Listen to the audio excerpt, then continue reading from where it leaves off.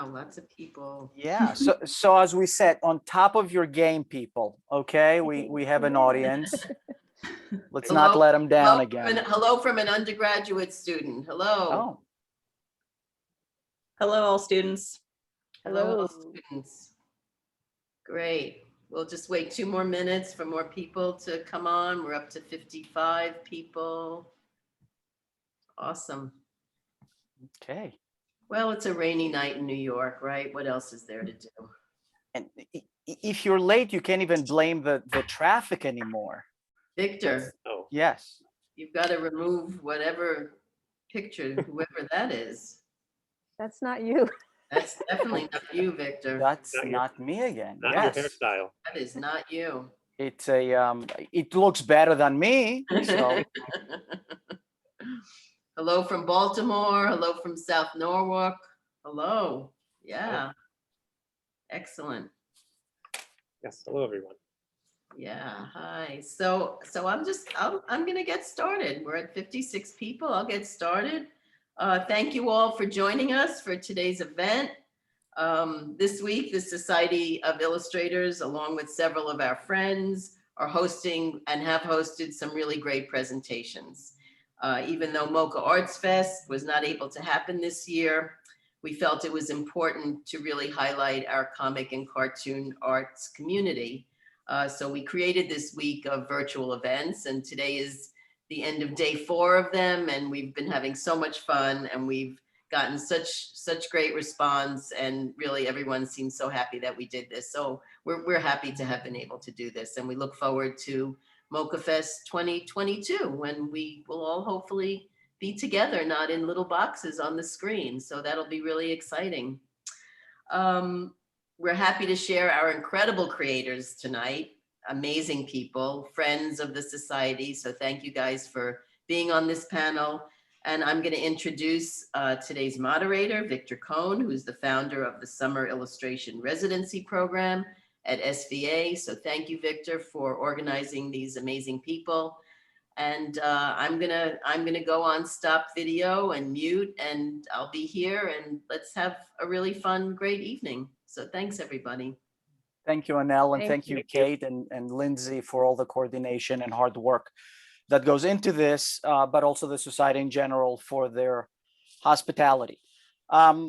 Welcome to Storytelling Plus Plus. I was very excited to call it Plus Plus, so it looks special, but until now, I'm the only one that is so excited about it. So I also want to thank all of you for coming. I'm sure there is a amazing Zoom exhaustion, and this is yet another event, but we're gonna make it worth your while. And I want to thank you to our amazing panel, and we have Maëlle Doliveux, Tim Hamilton, Anna Raff, and Aaron Meshon. Thank you guys for being here and being an integral part of our panel. So in the traditional sense, I am not a storyteller. I only play one on Zoom, but I want to learn, and I want to learn from storytellers that teach, because there's something different happening with them. Their advice and feedback on the inner workings of storytelling can be checked and double checked in the progress of their students while they're working on their projects. So this is a good place to get feedback from and advice on storytelling in specific. Now, and who better than to actually reach out to than my colleagues at the Summer Illustration Residency program. They're wonderful people, as it's been said before, but they also have the experience. Also, the program itself is fairly sequence and storytelling heavy. I mean, we have a sequence class, so it's within the name itself, but there is also an individual independent project, as we call it. And a lot of people are coming with books into that class, and they want to push it, or they fell in love with a sequential class, and I end up actually have to beg my students to return my own homework. So they put all of their time in the sequence class and their individual project because they're so excited about storytelling. So I thought I need to find out a little more about it. And the easiest way to do it, and maybe the laziest way to do it, is ask people. So this is what my colleagues are doing here. And with their collaboration, we kind of split storytelling into some very basic stages of development. We have conception, we have structure, execution, editing, pitching, and proposing, and industry.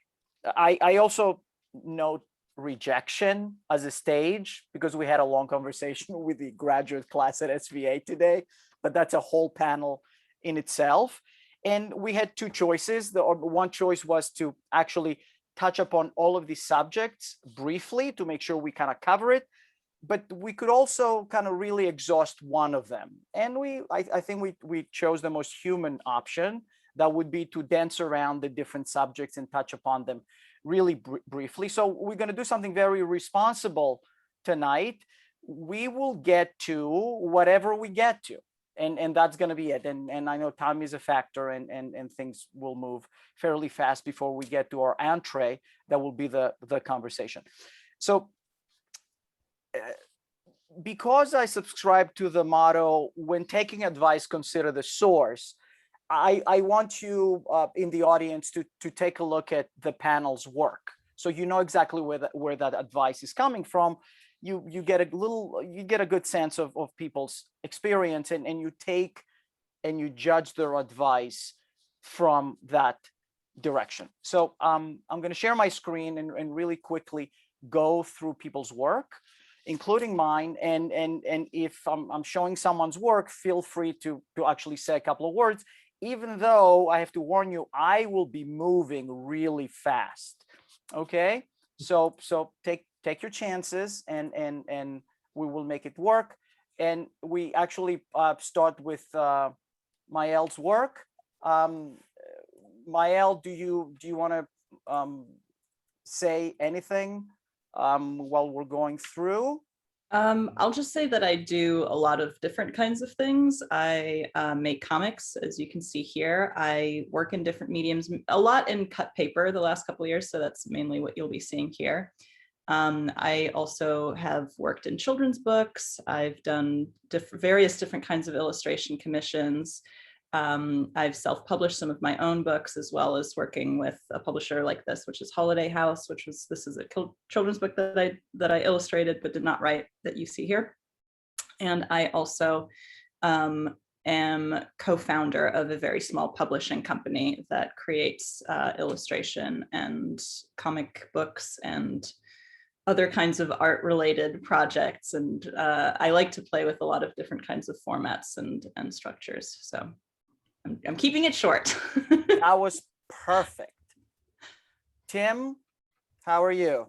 I'm good. So let's see some of your handiwork. Like Maëlle, I guess I work in a lot of different styles, I guess you could say. I'm the owner of a very disorganized mind, and I get bored doing one thing over and over. So I've worked in graphic novels and humorous cartoons, and some children's books. And I did some cartoons for the New Yorker, which are, I guess, one-panel stories.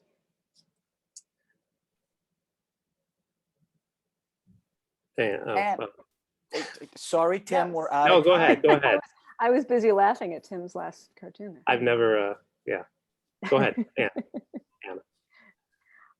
Hello, everyone. So my background, I've only been doing illustration for about 15 years. I was an art director and a designer prior to that. My illustration work is mostly in children's books, and you're seeing a couple of them here. I work mostly digitally. I finish things digitally, but everything starts off on paper for the most part. I think of myself as sort of a problem solver, especially when I'm working with other people's writing. I do a little bit of editorial work. It's all sort of fits into the children's market. And then I also try to supplement it with some personal work, which is the last couple of things you'll see here that are just things to kind of fortify my own needs to create and make things that are not my commissioned work. And I try to keep it pretty loose and experiment with different for different media and smashing them all together. And this is a picture book proposal that has not been accepted by anyone yet. Which is what a piece I like very much, so that's why I've included it. But we can talk about rejection. That was why I put that in. We like it too, Anna. Oh, We do thanks, like it. Victor. Thank And you. we're going to be pushing. Thank you.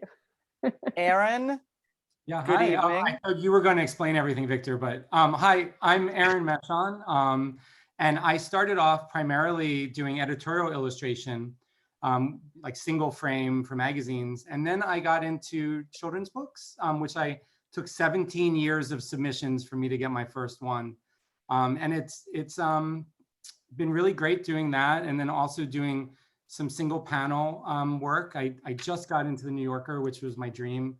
So now I'm done. But yeah, I also make kids products and things like that. So I've always tried to tell stories, whether it's sequential or even one piece. And I work in both digital and painting.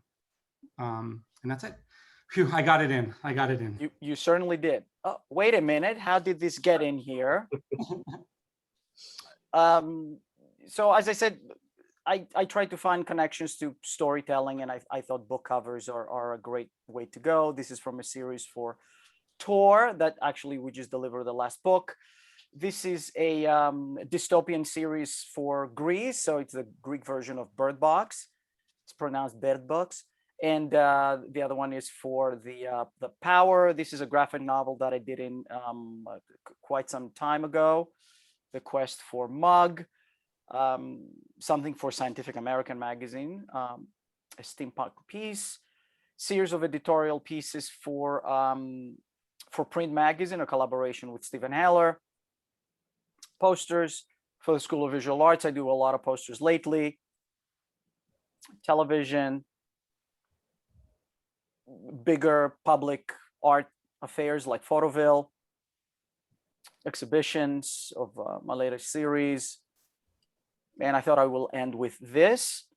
And this is it as far as work goes. I did promise that we're going to move fast, and we did.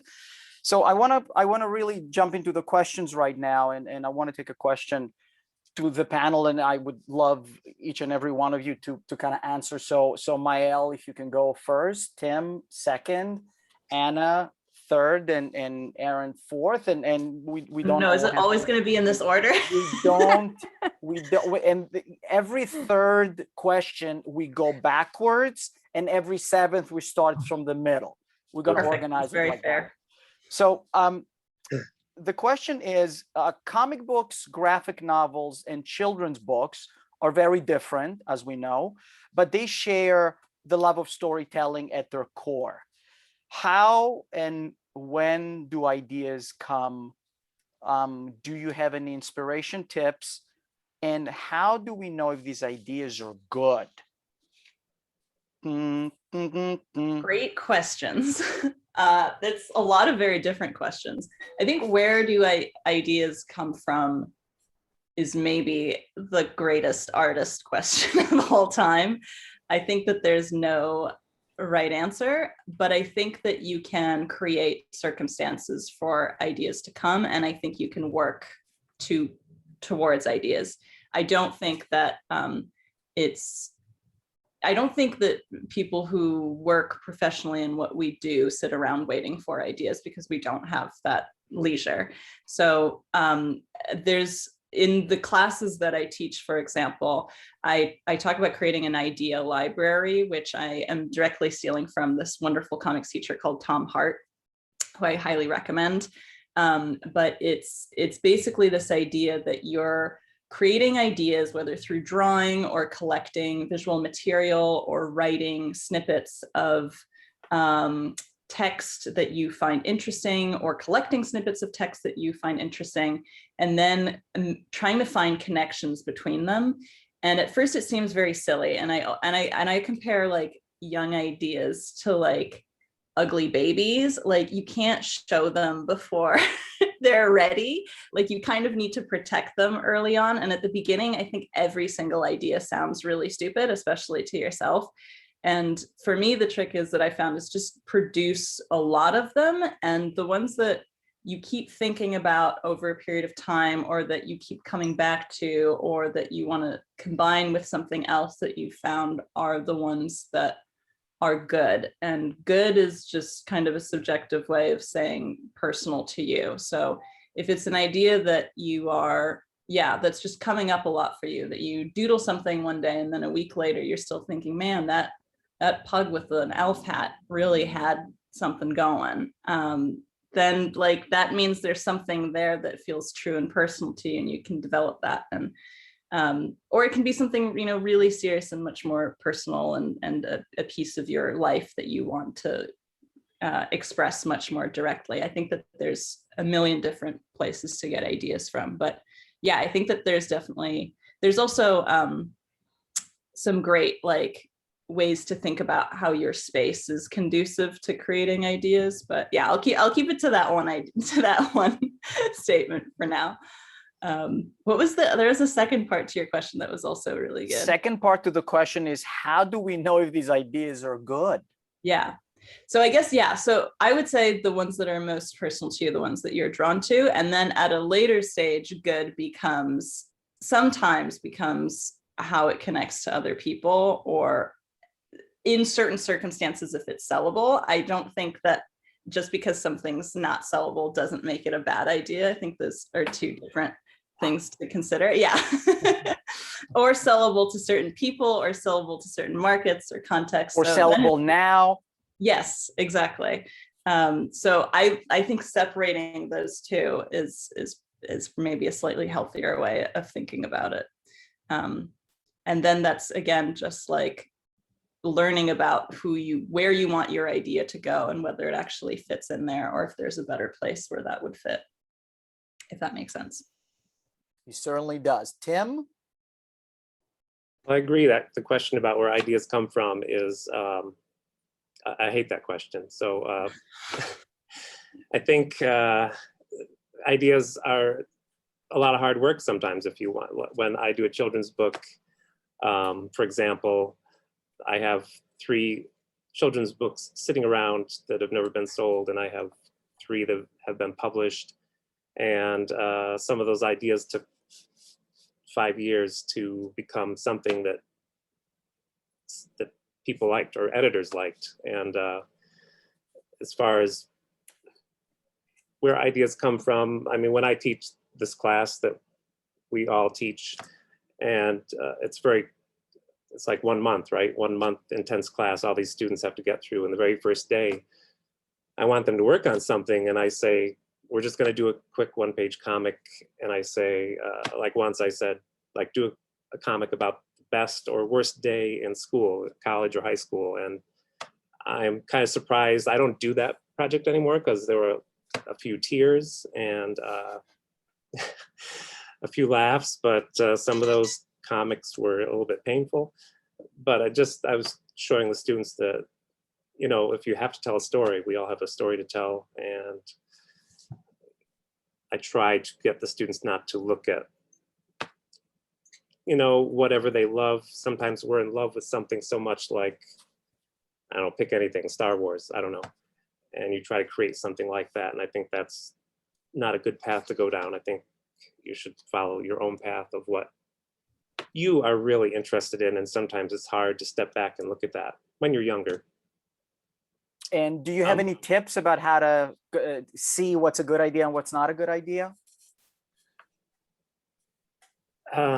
Tips, well, having people you can kind of trust to look at it.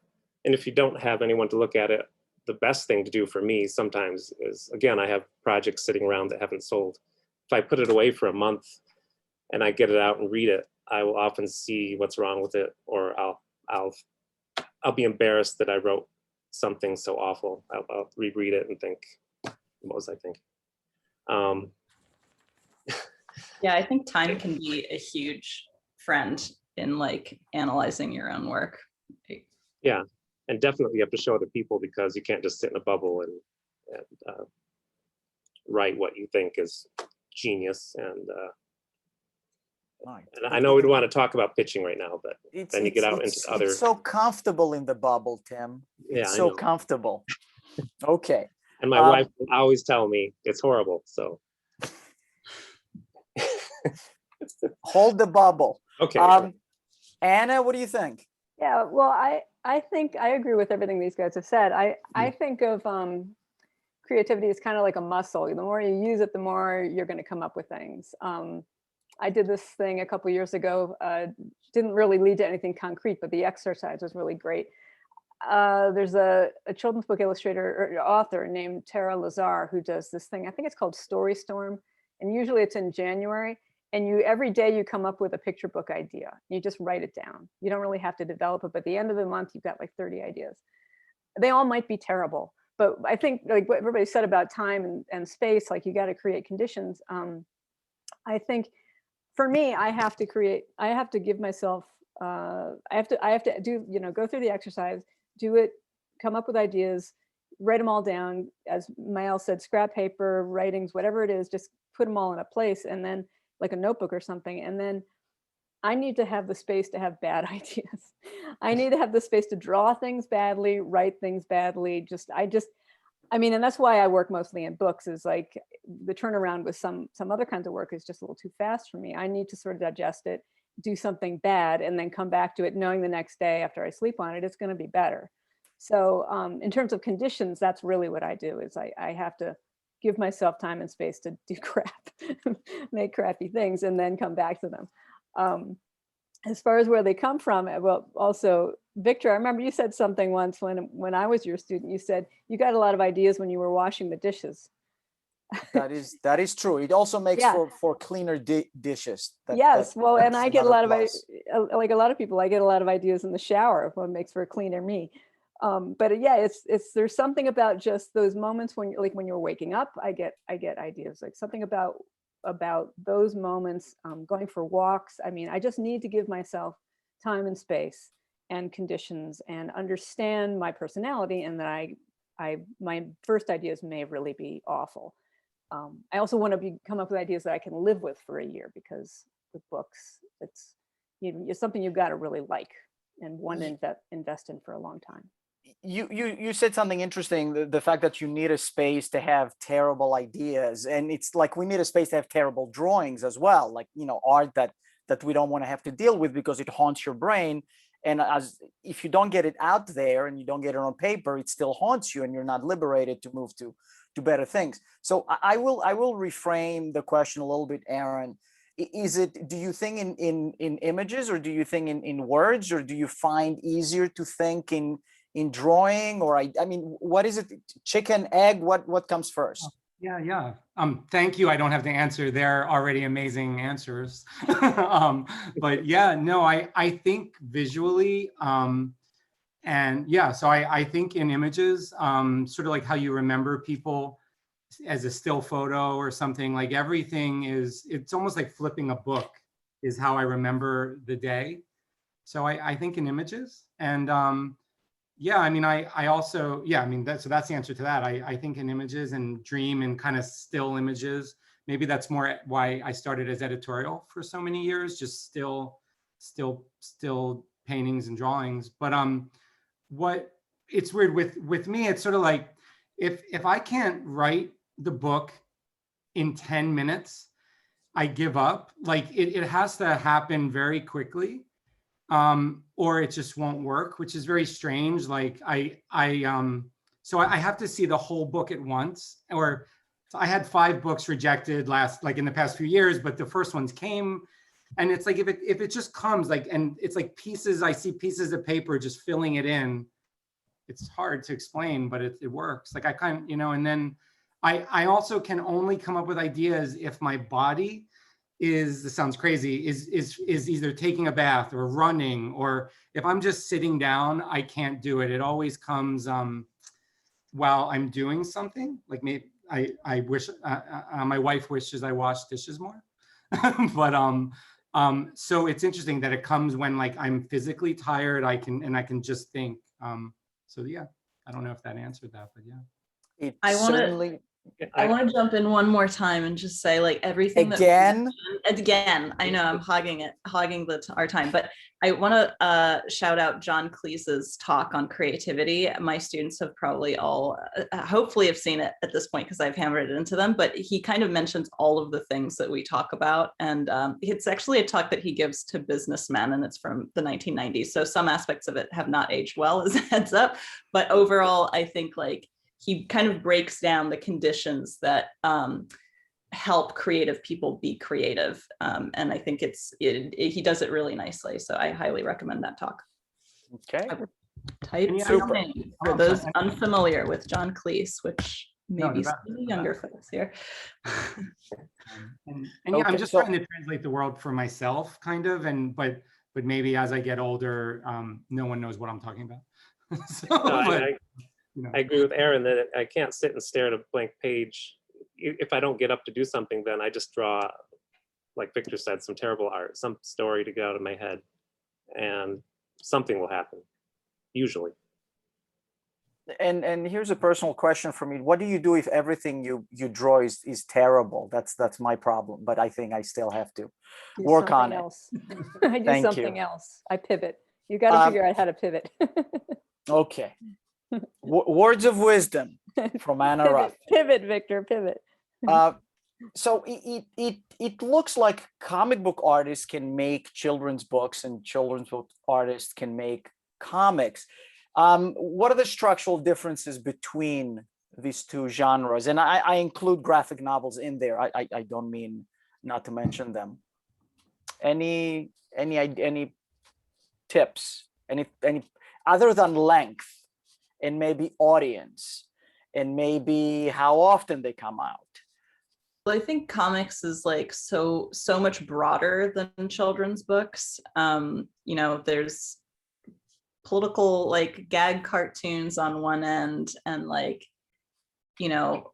graphic novels about World War II or whatever on the other end, and so much more in between, and nets in different directions that I think and also I think there's such a strong push in the last couple of years for comics for children that I think the two are starting to very much merge in that area, and we see the appearance of like speech bubbles in a lot of kids' books now.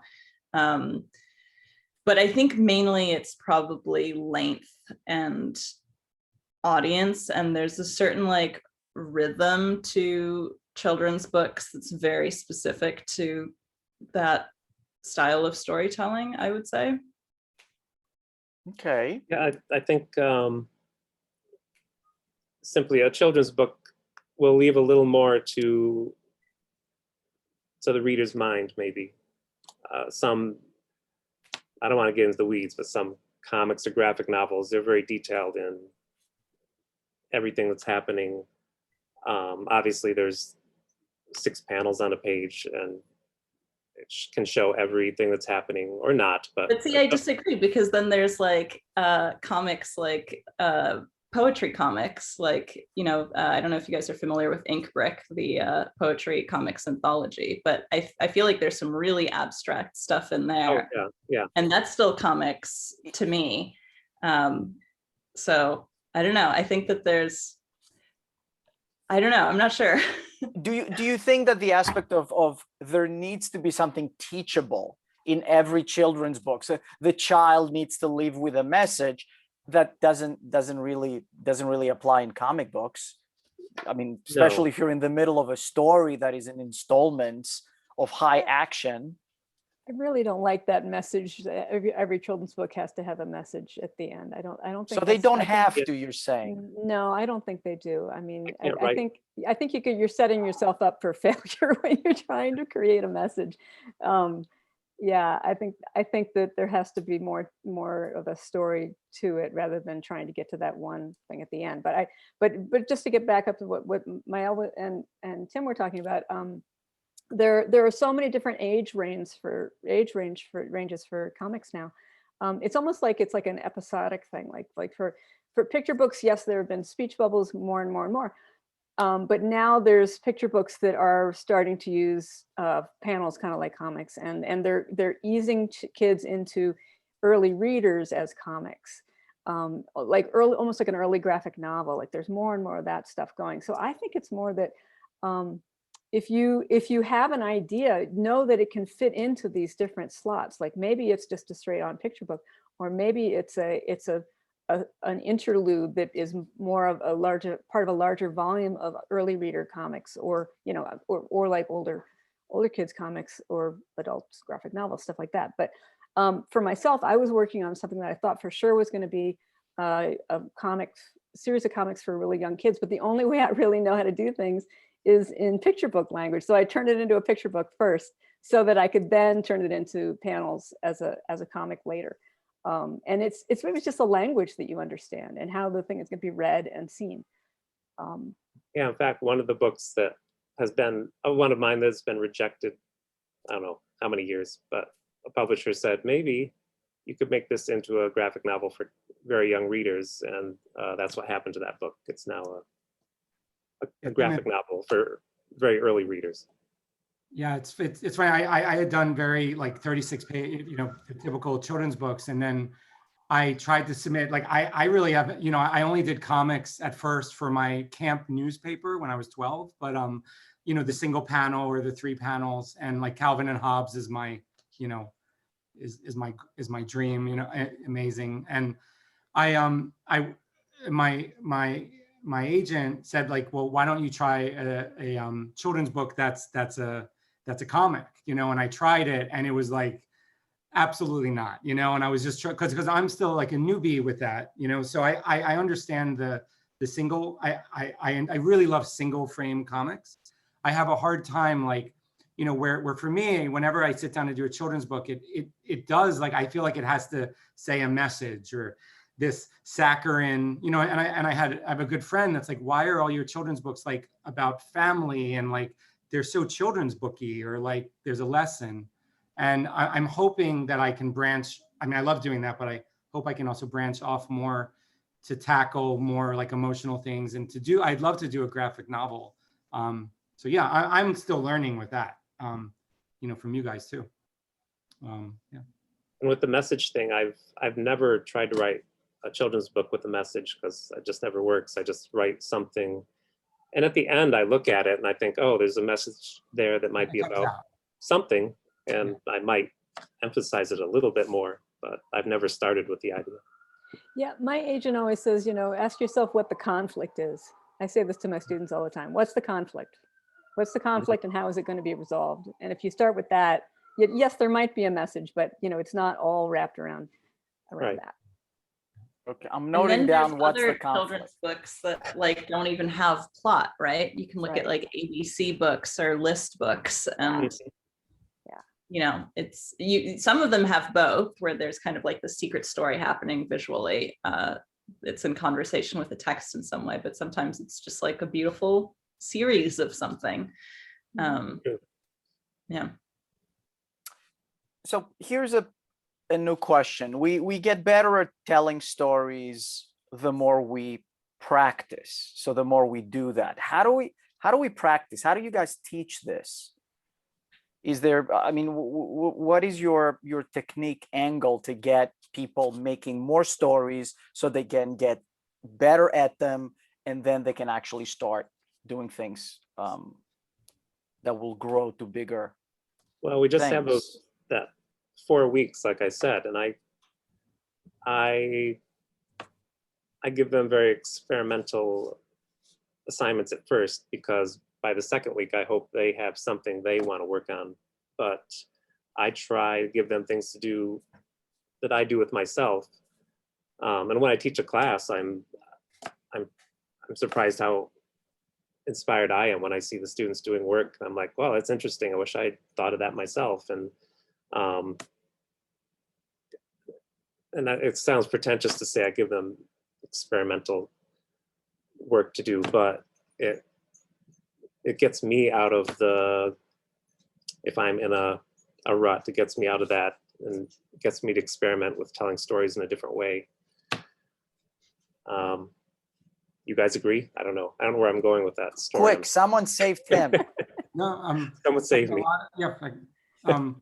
Like a lot of the students in the class come, I'm very surprised with an idea already that they want to turn into a book. Like, you know, like they want to make a 30-page book in 4 weeks. And I'm like, easy, you know, it's easy. But I mean, I think the strongest stories and the strongest successes are when it's personal to them. And when they believe in it, you know, and I might try to, I mean, help a little bit to make it a little more accessible, or, you know, where it's not, but that's been the joy of seeing all these other people's work, is that, I mean, when you write from your heart, you know, or, you know, I know it sounds cheesy, but when they believe in it, or it's a story about their life or something that they saw, it kind of writes itself. I just try to be like, how can you make it accessible to the world a little more? But I don't know if that's a answer.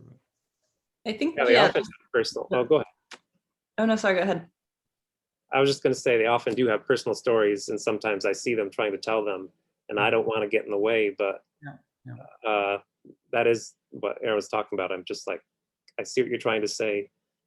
You can tell it this way. You know, because then we get into critique, and I don't want to say you're doing it wrong or right. Here's the different ways you could do this. Yeah, I think the nature of doing any kind of group learning experience is that you're learning off of each other, and the fact that you have deadlines forces you to make stuff, even if you may not be feeling the most inspired or may not be super happy, but in that making is a tremendous amount of learning. So whatever you're going to be doing, you're going to learn over the course of, you know, whatever class you do, if you do want to do any kind of class like that.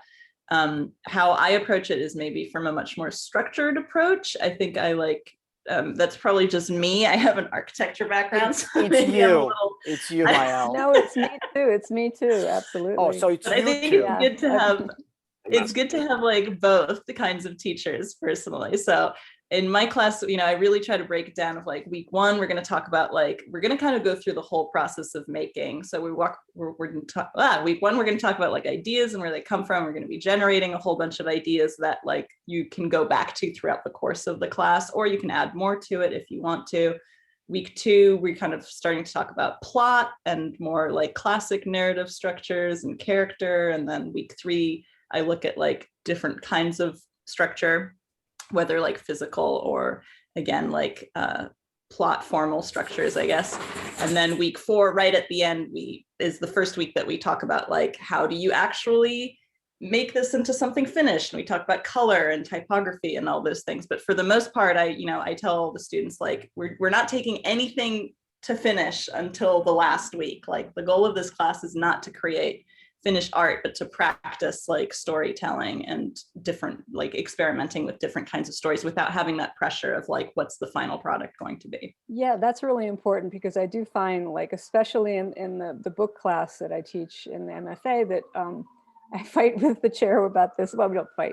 We have a disagreement about it. I think that it's more important to get used to the sketching and revising and development of the book to really make sure it's a real book and a story and it makes sense before you commit to a finish, because the finish can take you off in a tangent that kind of throws the whole thing off too early.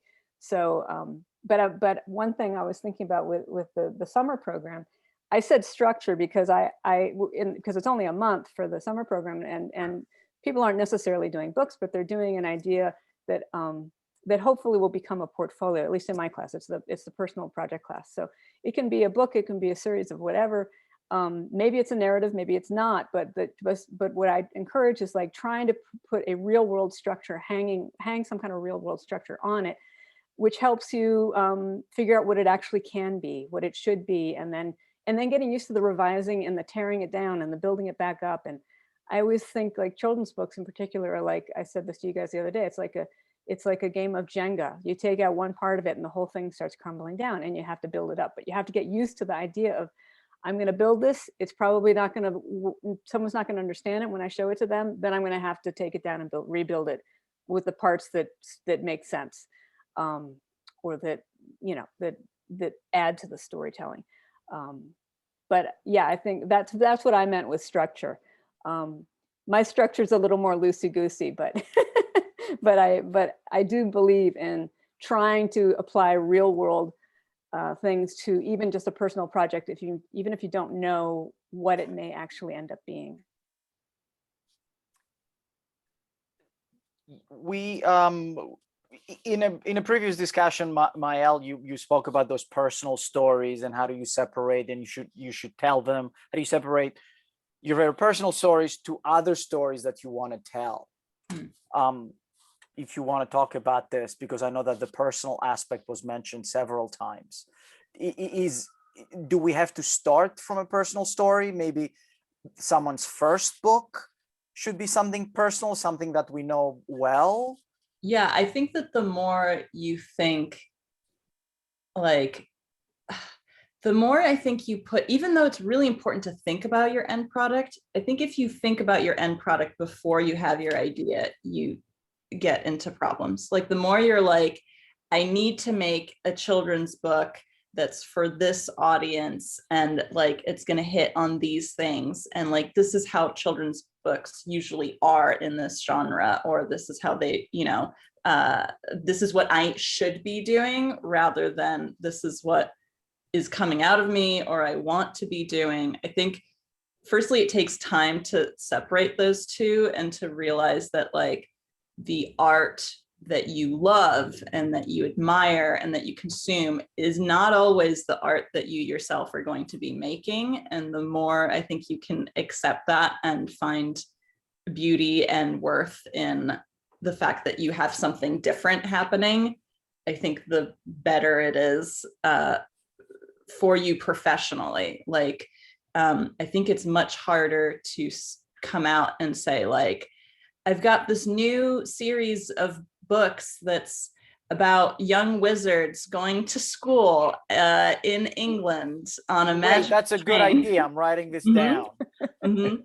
Like, How do you spell wizards? yeah, somebody's always already walked down that path, right? And I think you end up, it's more difficult to walk it's more uncomfortable, creatively uncomfortable to figure out what's more interesting to you. But I think it's, first of all, more worthwhile personally. And second of all, from experience and from what I've seen around me, it tends to lead to more professional success as well when people really embrace what makes them unique.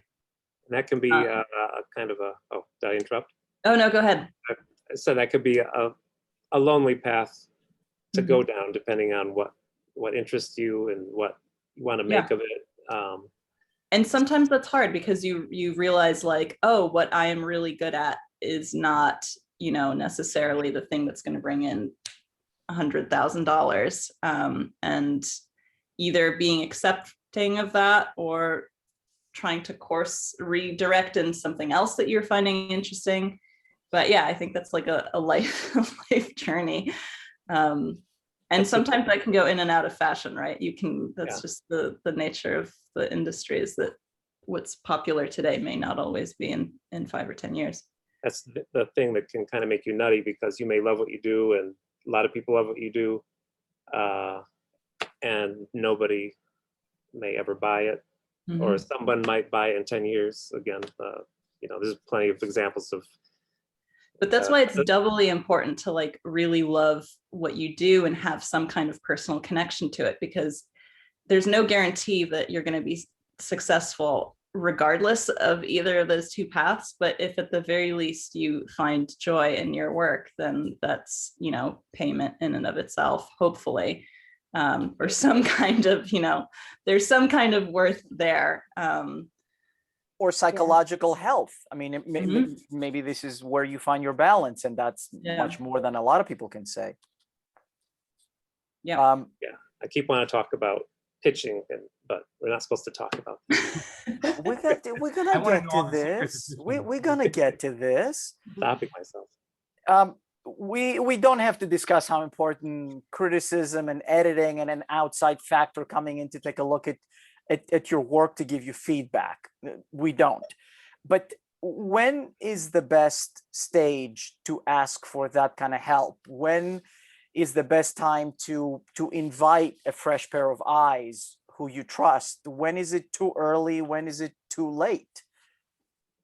I definitely think it's too early when, if you're saying, I don't know what happens here, I don't know what happens here, take a look at this, because you'll get a lot of, no offense to anyone, you'll get bad opinions because I think they don't know what you're thinking about deep inside. I also think just as harmful, you can get opinions that are too encouraging at that stage and can be like, this is great, everything you do is wonderful. Like that can be just as destructive in those early stages as somebody saying it's terrible, because I think you need to be willing to like cut and run and kill your darlings.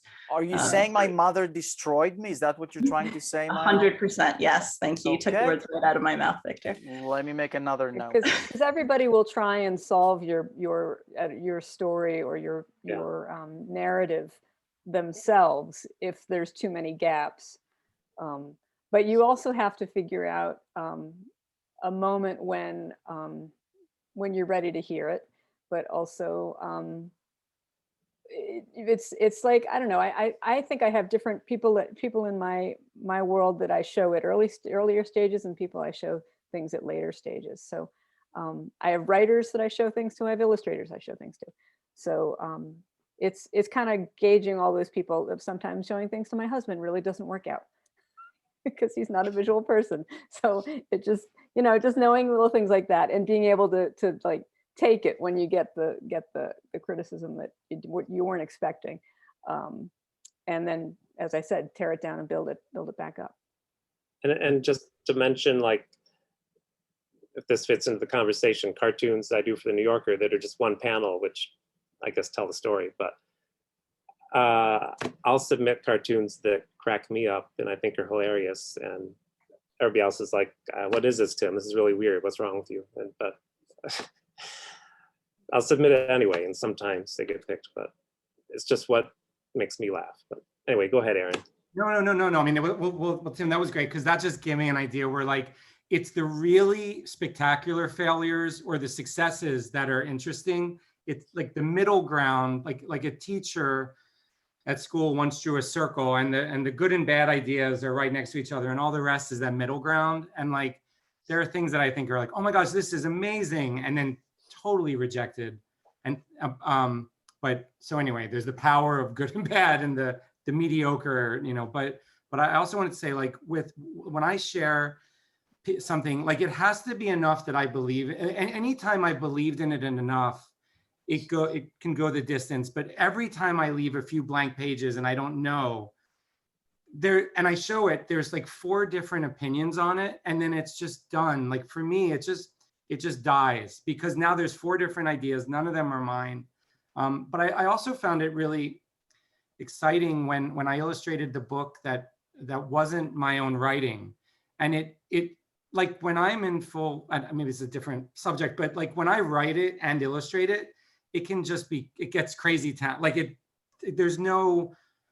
can be whatever it wants. And sometimes I like to have the structure, and when I illustrated someone else's writing, it was lovely, because it wasn't a book I would have written, but it made me able to push just the drawings, and it made it really fun. Because like when I wrote a book once and they're like, well, why does this happen? And I'm like, I don't know. And they're like, well, you wrote it. And I was like, oh, darn, like, it's all up to me. So I do like, at times, especially children's books, when someone else can write it sometimes.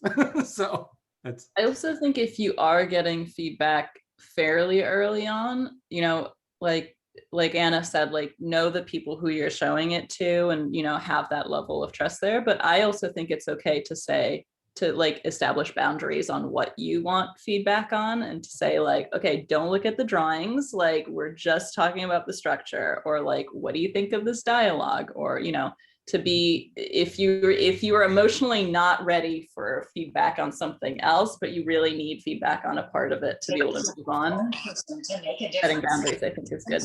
America's veterans. Here's CBS's Chip Reed. Oh, Victor, I think you're hearing. So let me ask a different question here. We touched upon it, and Anna actually kind of really got into it in where she goes for early development, when she goes for later development. but I mean, Anna, you have a lot of people you take your work to, and we all do. But how did you build where you go for feedback? How do you know what kind of advice to keep and what kind of advice to just drop? How can you actually surround yourself with a number of good people you trust and get that support group going? Yeah, well, it's takes time, and it's all about building a community. And my first community was my fellow students in grad school, and it's sort of grown out from that into my community of children's book illustrators, and now children's book illustrators and authors. And then now I've branched out to just get to know more writers. And so, it's just people that I admire, people whose work I'm a fan of, and are they willing to spend the time to look at my stuff? That's big also. But there's people, I go to different people for different strengths. I have learned there's some people I really can't show illustration work to. It just doesn't help me. The feedback does not do me any good. Not that I don't think they're allowed to have an opinion. It just sort of stops me, and I don't then progress. It's a community. It's like finding your community, finding your people, and that takes a little bit of time. And you have to go to places like this, go to the society and see things, and take classes. And that's where you meet people and can start to figure out who you're simpatico with, because you don't necessarily want to be in a crit group with people that are at completely different levels of your career. Also, you might need to be with people who are all kind of dealing with the same junk at the same time, especially if you're just starting out. But even when we, like I said, teach in the class, I really learn a lot watching students critique each other, because, well, it's very intense, the 4 months of critiquing students' work and teaching them to critique. Anyway, that's not my community. That's like people I teach once a year. But it's learning how to see, right? It's learning how to see people's work as much as it's learning how to see your own work. And here you get to see your own work through however many other students there are in your class's lenses, right? And absolutely, I think that's, I think that like going to some kind of art class or education is like kind of like a fast track way of building up that network and of like working on yourself. And I actually think that the students that you meet are probably more important than the teachers. Victor, close your ears, don't listen to what I'm saying.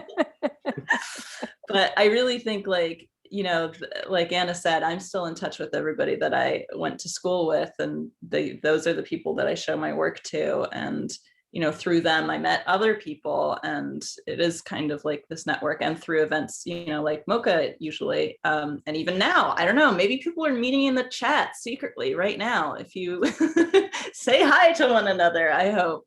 I think it takes time, and school is kind of a little bit of a fast track way to some of that.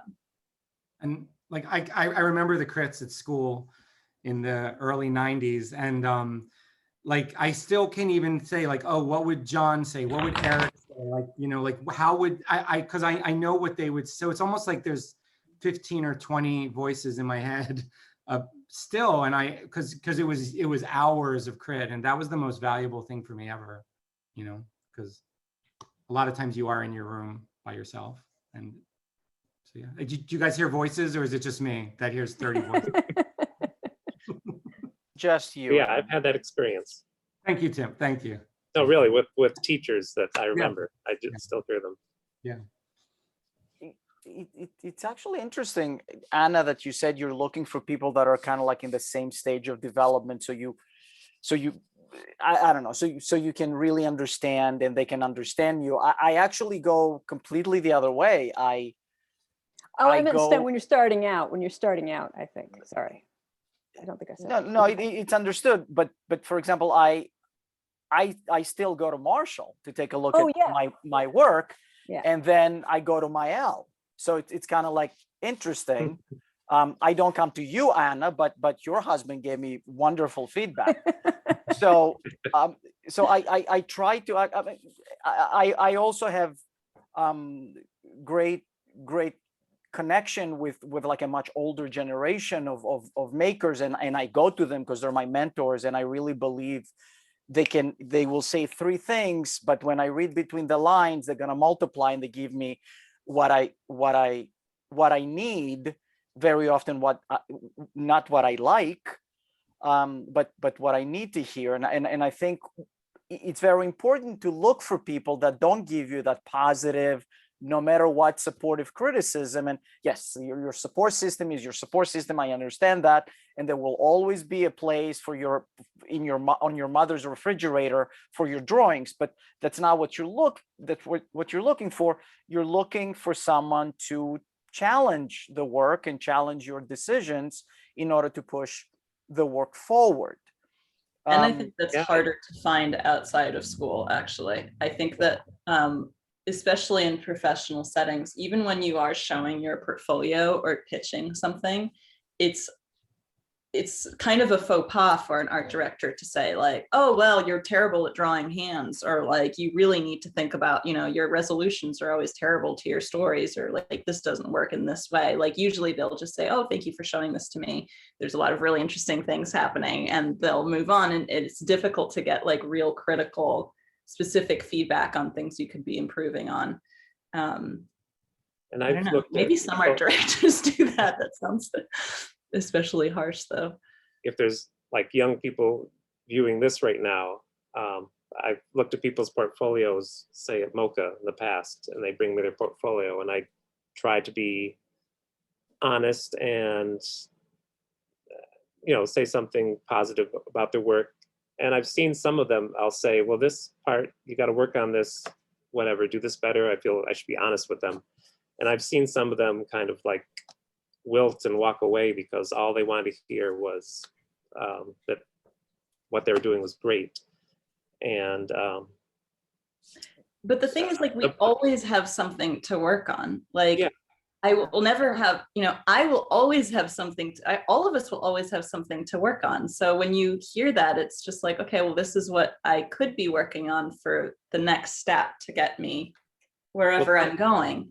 But there's no like, I'm never going to get a student in my class who I'm like, oh, you're done. Like, just stop here, just stop where you are. You've achieved illustration/comics. It's a road, right? Yeah, well, I was just trying to say I hope those people don't walk away crushed, because I want everybody to know that that's what we all went through. Don't just walk away and throw your pencils away. It's a long road. Well, also you will meet people that are terrible and they have such a chip on their shoulder and they're always used to hear yes, and you're kind of surprised. But then you also meet the people that are amazing, that don't have self-confidence, and they're like paralyzed, and you kind of have to do a little bit of control and that's what a responsible reviewer does. So as long as you use the critique sandwich, as they call it, you start with a compliment, and then you start making changes, and then you end up with another kind of little compliment, but a few more changes that you would make. I think you're doing the right thing, Tim. Okay. No regrets. We've got Q&As, by the way, just to let you know. I'm not sure if you saw them. We do. Start. We have just a couple of more questions, and we're going to get to pitching to, because Tim wants to talk about it, so we will do that. But organically going from one question to the other, whenever we get feedback, especially if it's structural and changes are needed, where do you find the energy and the discipline to actually follow up and make those edits and make the changes that will make the project stronger? Because it looks like you need a second wind.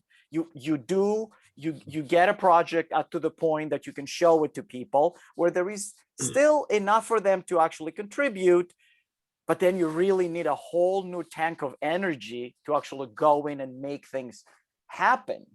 it's so much more comfortable and less work to say, no, I wanted it this way. It's okay. And Well, especially and when you- you really believe that it was perfect. Yeah, Like, yeah. That's the, Yeah. Mhm. First off, read the email. I After know. we read the email, get angry. Yeah. Stew for about an afternoon. Yeah. Well, no, Aaron, No, right. I try to give it 48 hours. Like I never That's do. good. I'm like, I'm gonna give it 48 hours, and then literally I'll write an email back in 3 minutes. You know, and So you then- write the email that you're not going to send, yeah, right? and then erase 5 emails before you send the email. Gosh, but where do you get the energy? Ideally, oh, sorry. Oh, no, I'm sorry. I mean, no, I was just gonna say, Tim, sorry. Like you get after you've done it a while. I mean, when I was young, I believed, oh, the teacher or the editor's right. And then now you just know that something better kind of mostly always comes if you keep doing it. I mean, most of the time it does if you just keep trying. I mean, It's a good reason to have multiple stories going at once, multiple book dummies going at once, because when one is making you absolutely crazy, you can switch to another, and maybe that one you see an opening where you can go in and make improvements. That's what I was going to say. I put it away and work on, hopefully you have something else to work on. So you don't have to Well, clean your studio. yeah. You have to do something else. Maëlle, what do you do? You're quiet. Oh, I just agree with what everyone said. Just like try not to reply straight away and give it some time, and take a breath, and yeah. Okay. And publishing typically. And I think it's okay to also say sometimes, like, including to your teachers, like, well, this is a good thought, that's interesting, I disagree, and I think as long as you are really not reacting from an emotional place and really have considered the feedback and think, oh, well, that's not at all what I was going for, this person's completely misunderstood what I'm doing, or it's pushing it in a direction that I'm not interested in. But I feel like there's I think unhelpful feedback is when, like we mentioned earlier, when people try to solve things for you and they say, like, this is a problem, you should do this instead. And I think somebody that's more helpful is just asking questions of, like, why did you do this? Like, I'm confused by this part of it. Is this what you were trying to do? Or this is what I am interpreting from what you've done, but it doesn't seem like that was your intention. So a lot of the time it's more about, like, clarifying what your intent was with the work. I also think that we have to understand where the people that are critiquing our developing work come from. There might be people that are looking to reinforce the artistic integrity of the project, and maybe there are other people that are trying to see how the project will actually get produced and sell well. And these two pieces of advice can be actually conflicting, and it's important to understand where this advice comes from and appreciate it for what it is, and then actually use it as needed along the way. Now we spoke about discipline, and we spoke about advice and feedback and all of that stuff. When do you think a storytelling idea is finished? When can we consider an idea finished? When it arrives in a box, bound and when the printers print. Yeah. Because then you can't change it after. Yeah, exactly. It's never done. It's never done. Yeah. Okay, that's also interesting and very true. So the idea is done. Now what? How do we package? How to organize it? Are there any tips that we can offer people on the step after we have developed, we got the feedback, we found the discipline to finish things, and we start buttoning it up and prepping it? Like the sketches are finished. Like it's not Yes. like, oh, okay, it's not just the idea. Well, I think, like, some people already have a very clear sense of the market that they're working towards, whether they're saying, like, I am making a children's book, or, a pitch for an animated series, or whatever it is. Like, they know what they're doing. And I think some people, especially younger artists, may not know. And so for those people, I would say like find somebody who you trust, who has experience in the industry, who's going to give you good feedback and tell you like, wow, this would make a really interesting, you know, series of postcards or whatever it is. And so to be able to guide you and maybe even a couple of different opinions as to where they think your work could fit.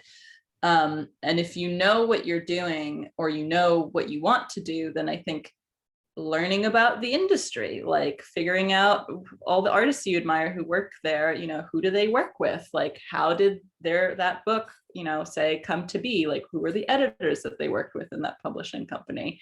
How do you approach an editor? Like, it looks very different, even within the like mainstream publishing industry, depending on, you know, whether you're doing a kid's book or a kid's comic book or an adult graphic novel or like a series for Marvel and DC. Like, all of those are very, very different processes that you just need to like educate yourself on.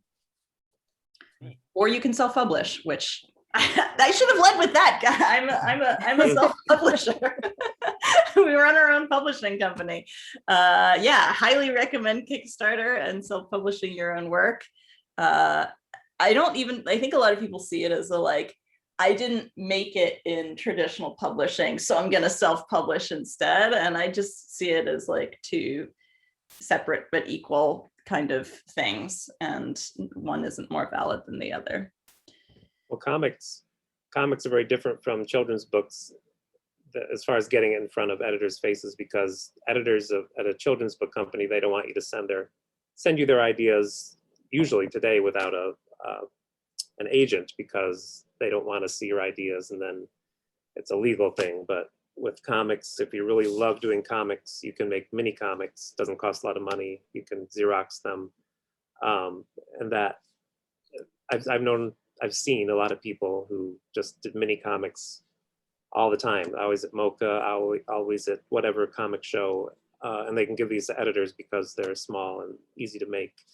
And that's a great way to show people your work and the fact that you're gonna keep making comics whether they hire you or not. And sometimes there's overlap. Like, I made mini comics for MoCA, and there was an art director from a big children's book publishing company that picked it up and saw it and asked me, you know, to come pitch them something. Right, yeah. So, you know, the two, it's not like the two are so separate. Like, there's crossover. Especially now, yeah. Yeah, a lot of them come to MoCA. A lot of children's book publishers now. Yeah, and just the researching the market. I mean, because like I kind of came into it from an editorial, and I was like, I want to tell stories, and I was like, how do I, you know, I submitted to the New Yorker for 10 years. I submitted to children's book companies for 17 years before I got a book. So it's just, you know, don't give up. And you know, I think we talked in the beginning about like going out in and out of fashion. Like, you know, I've been through like 4 recessions at this point, and you know, I remember after 9/11 when they're like, we can't hire you, your colors are too bright, like for 2 years. And then, you know, so it's just interesting to, and just, yeah, it's the long game. It's not the short game, but yeah. Well, and also, I mean, what's nice about the residency is people are learning so much about like the whole scope of illustration, narrative and editorial and sequential. And so, you know, like somebody said it at the beginning, I can't remember, you know, you might not know exactly where you fit in. You might think you're a children's book person, but actually your work was really suited to a different market. And it's just a matter of, like, I think my writing is too old for my pictures. It's something I always have to deal with. So it's just sort of figuring out where you're going to fit and where your people are and who is your audience. And that takes a while to develop and learn about yourself. That's a good point. Yeah, exactly. That's what I talked about before. The people that come to the class, I try to get them to get out of any kind of, again, whatever example. They love Star Wars. I really try to get them to do something about themselves, at least at first. It's usually older people that come to the summer program. I guess undergraduates more where you got to get people out of their what they love to do and find out what they really may like to do, or what they think they love to do. Sorry. Tim, strategy-wise, because you said go out, make your little comic books and try to give them to, don't wait to find an agent, don't wait to cut a deal. Just, if you're making stories, make them and get them out there and get them in people's hands, and let's see, actually try them, just see what sticks on the wall. Would you advise someone making smaller pieces rather than, oh, it took me 3 years to create that big tome of a creation? Instead of that, I could have taken 6 little books to MoCA every year, and that's what would give me, you know, so many more times of engagement and trying and getting to conversations with people and building my community, and, like, you know, Maëlle said, attract someone. What would you advise? I'm actually I'm older. I never went to MoCA with mini comics all the time. My career path was a little different, but I would recommend making mini comics, because I've seen younger people make the mistake of saying, hey, I'm going to make a graphic novel that's 100 pages. And that can really crush someone if they're just starting out, just getting out of school. I can't imagine when I got out of school if I had to draw a 100-page graphic novel, and I wouldn't have known what I was doing. I would have collapsed under the pressure. So yeah, if you're going to do comics, try to do something short that you can, whatever you're going to do with it, put it online or take it to MoCA or whatever. Yeah. And you can make a larger volume of all the smaller comics. Oh yeah, that's true. Yeah. Do a big anthology of your small comics. I also think, especially with comics, the learning curve is so steep, especially when you're starting out, that if you're working on something like, you know, 100-page, 120-page graphic novel, like the work you make in the first 6 months is going to be vastly different than the work you make in the last 6 months. And then there's going to either be like a visual disparity in what you're making, or there's going to be a desire to go back and redo some of that stuff, which, you know, some people do, or some people leave it. Like, I've seen published books. I think a lot of web comics are really interesting that way, because you'll see the very early web comics that will sometimes get published in like a compilation of somebody's work, and it's like such an arc by the end of the book. It's interesting, it's in its own way, but yeah, I think it can be hard for a number of reasons to start with an opus like that.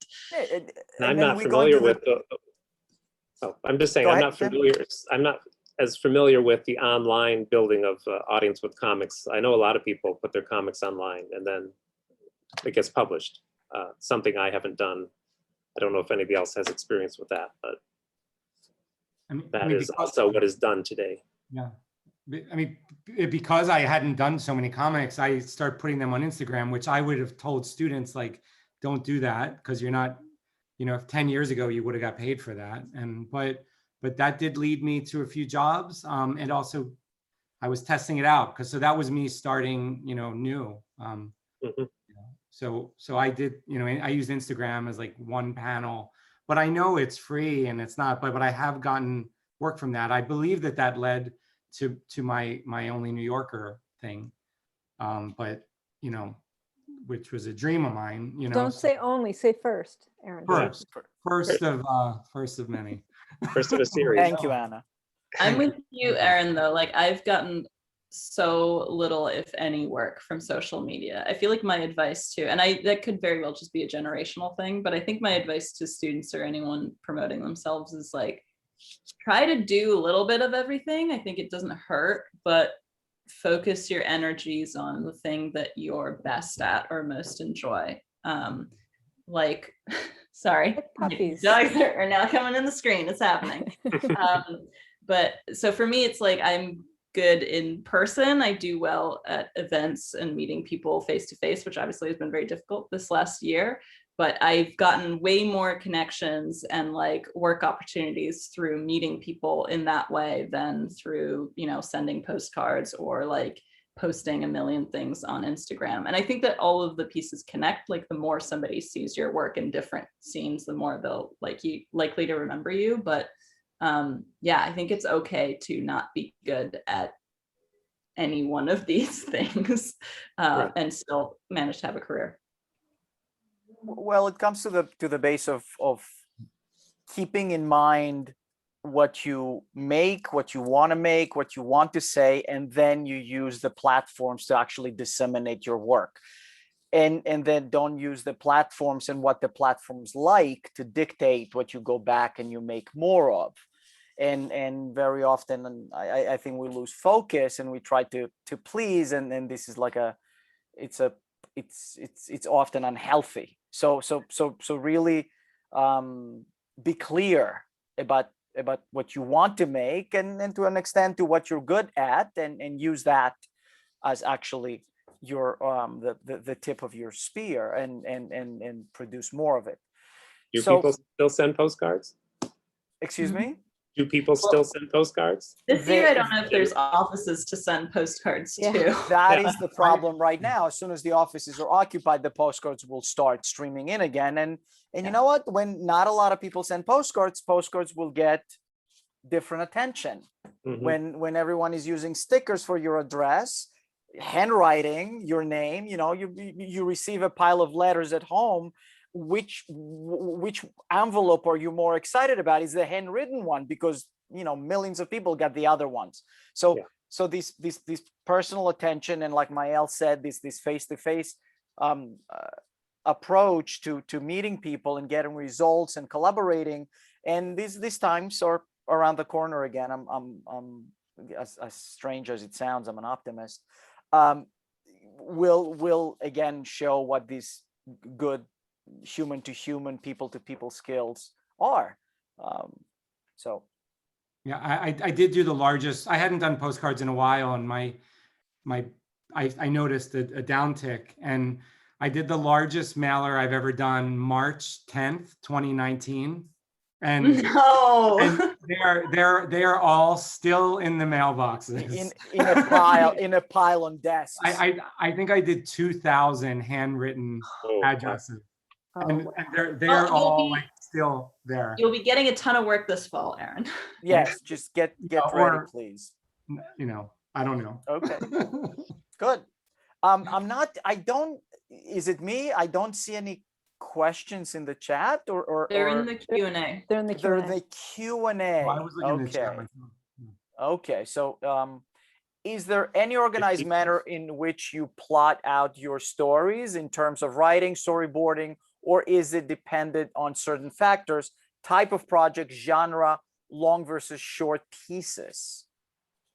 Who wants to take this one? I could speak for children's books. I have a sort of a generic grid I've created for myself for a 32-page book and a 40-page book. And that sort of is where I start. And I actually force it upon my students too. Just because, you're considering all of the real world aspects of a book as well as the guts of it for your story. And then you can kind of see it as a map, like what's not working. You might be able to cut it up and like move pages around and figure it out. And I imagine people who do comics do a similar thing. Yeah, I have a grid for comic pages if I do a comic. But I start, if it's a children's book or anything else or a comic book, I just start with a story. I like to kind of write in prose just to write a story, and I don't worry about, I can't worry about how it's going to fit where, because that will ruin what I'm working on.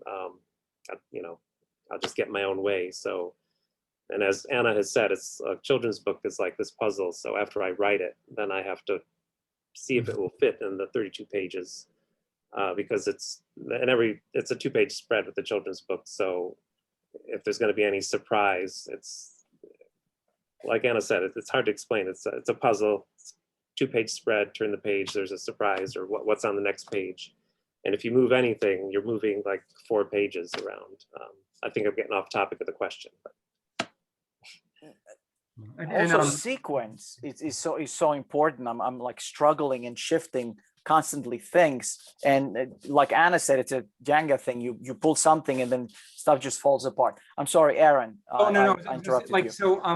I found like if as Anna was saying, like that I'll do 36 like little I'm sorry 32 like little grids, or somehow all my books end up being 48 pages, but I'm like 32, that sounds amazing, whatever.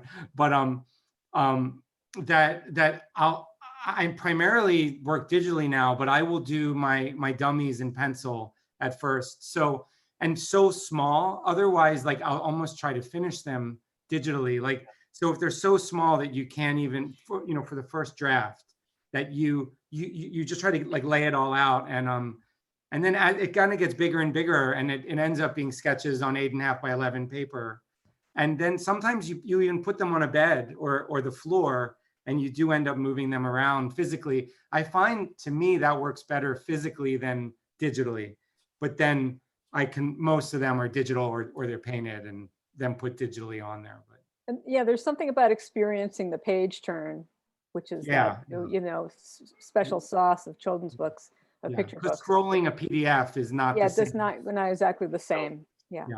Yeah, I think that was the only thing I was going to add, is just that, is like having it physically in front of you. Like I like to print like tiny pages, and then I'll do the next step will be like print them slightly larger and start to like loosely sketch in there. And I also am a big fan of like tearing paper up and like putting tracing paper on top, which I learned from Brian Cronin, who's an amazing illustrator. He works a lot with like tracing paper. That way, like if you want to redraw something, you just redraw that part of it. And it's like an analog way of using layers, I guess.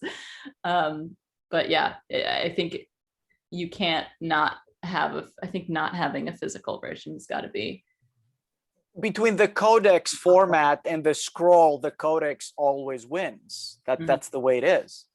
And I think especially once you start getting into some really complicated structural stuff, like I worked with Richard McGuire on his book Here. I'm not sure if you're all familiar with it, but it's a non-chronological story of a living room, and it takes place over like hundreds of thousands of years.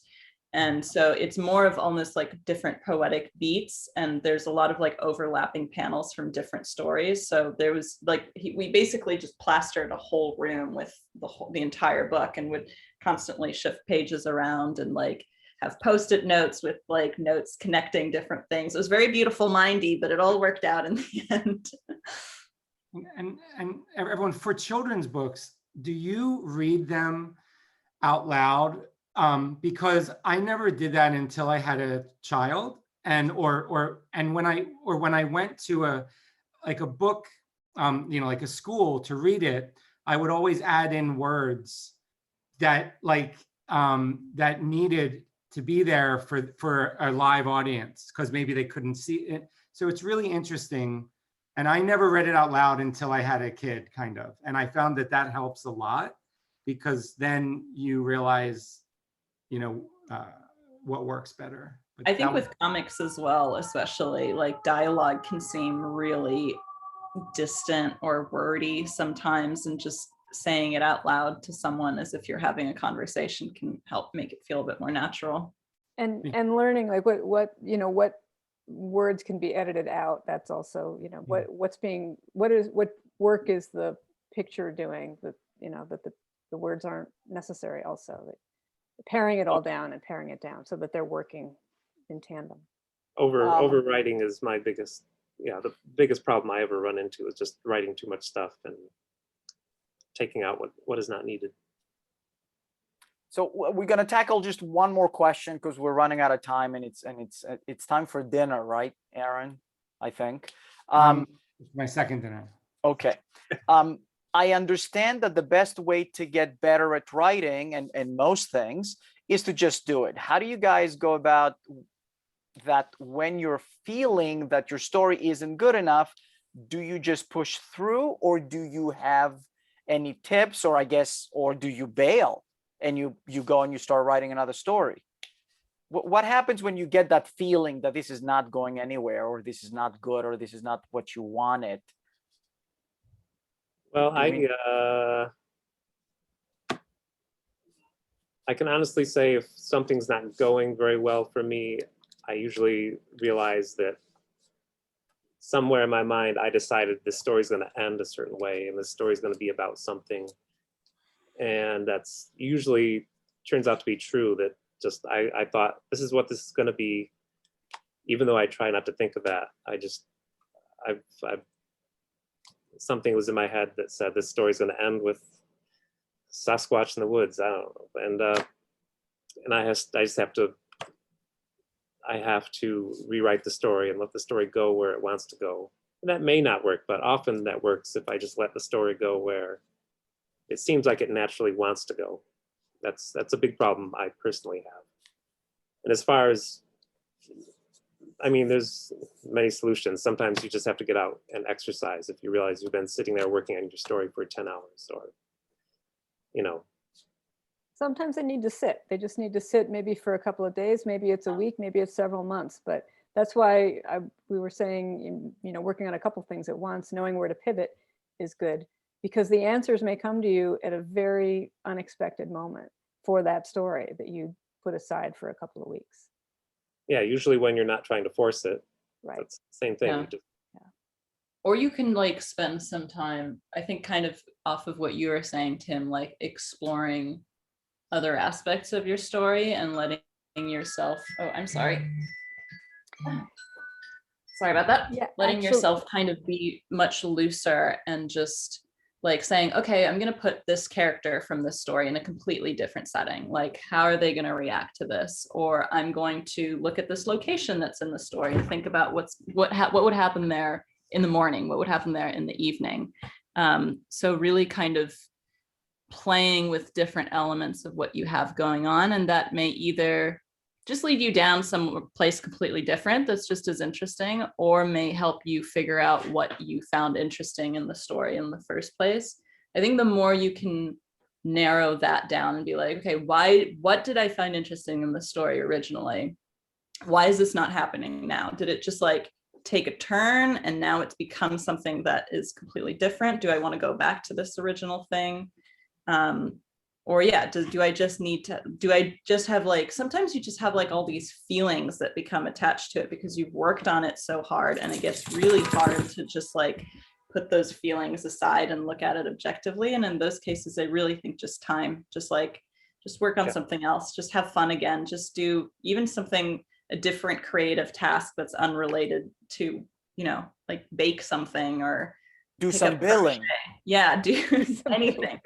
Yeah. Yeah, I was going to say apply a little bit of method acting to your story.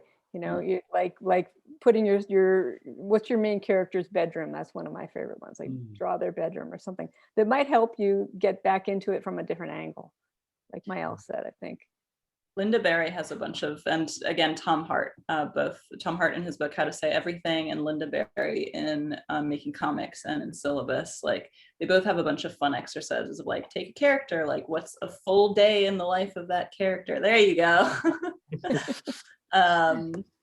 Yeah, just like have more fun, like try to get a sense of play and looseness back into what you're working on would be my advice. Like, and for me, it's like either I give there's kind of both different ways where I'll give my, like when I'm stuck on writing, if it doesn't come, because in the beginning, the books came kind of easily. And then as I've gotten older, a little harder, but it's like a dog, you know, before they sit down or lay down, they like circle. And like, imagine if the circling could be months, you know, and you're like looking at that. And so I'm kind of a contradiction where sometimes the idea just comes, and the other time it's like this giant whirlpool or a dog, and eventually you're ready for it. Yeah, and the other thing, like I also like giving myself, pretending a teacher is giving me an exercise, like just write for 1 hour, you know, just write pages. And what's interesting is a lot of times like a single frame comic will come from a failed children's book, or a single frame comic, which I love doing those, will actually turn into a children's book. So it's interesting how they both kind of cross for me. And anyway, yeah. but always a 48 page. I don't know why. So. But yeah, I think like it happens so often where you put aside these ideas and you think, well, it didn't go well, or I pitched it a bunch of times and it didn't go anywhere. And then like 3 years down the road, you're like, oh, what if I combine it with this like other completely different idea? Or like, I really like this character, but now I have this idea for like putting them at the beach or whatever it is. Like, I think just not being too hard on yourself with that stuff is helpful, and just knowing that like you still learned a lot, even if you give up on a project or have to put it aside for a bit, like there's still a huge amount of learning and growth that happened working on that, and that may be a seed for something down the road. It's too early to tell. It also has to do with developing that instinct that tells you when you haven't struggled enough with something, so you're just pulled back way too easily and early. And also that voice that will remind you you're beating at a dead horse right now. This is not going to go anywhere. We've been struggling with this. I got to go do something else, at least to get a pair of fresh eyes or next morning. So there is something that there's a little voice that is developed as you become a professional, and then you listen to it, and that's how it works. But you only get the voice if you do things again and again and again.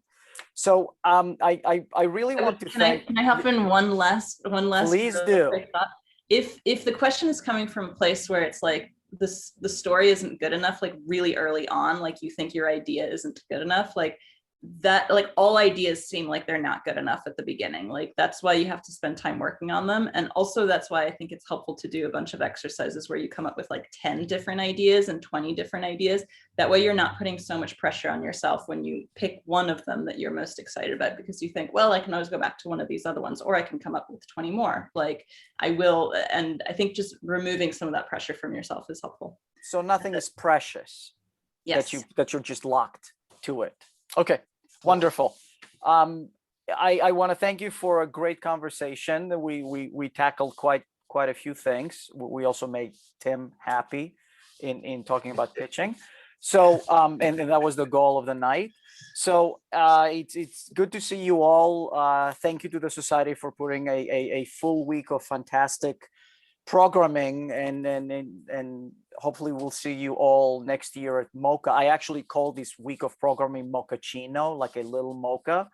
So it's been fantastic to be part of it. I think it's time to sign off. Thank you, Maëlle Doliveux, Tim Hamilton, Anna Raff, and Aaron Meshon. Our best regards. Stay safe, and we will see you soon. Take it easy, everyone. Good night. Thanks, everyone. Bye. Thanks. Good night. Bye. Bye-bye.